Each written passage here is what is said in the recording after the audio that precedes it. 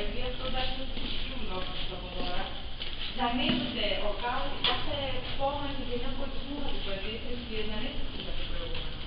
Δεν γίνεται πιο... Ναι, δεν μπορούμε να κάνουμε αντιθέσεις ημερομηνίες,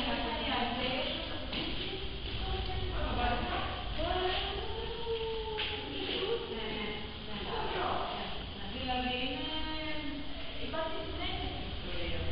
Και γενικά που συντάσσουν σε λίγο με τον άνθρωπο και χρειάζεται καλλιέργειες διαλέγονται καλύτερα μέτρα.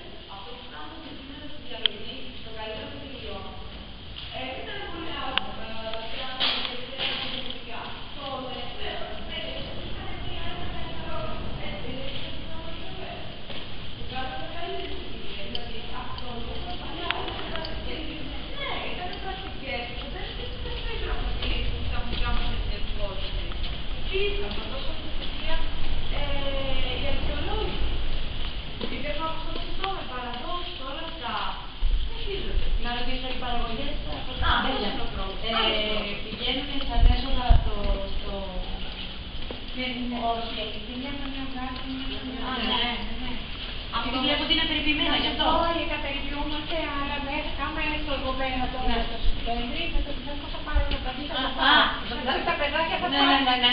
Δεν είναι τόσο. Απλά βλέπω ότι είναι περιποιημένα και πώς θα... Περιποιούμαστε γιατί τα βρήκαμε.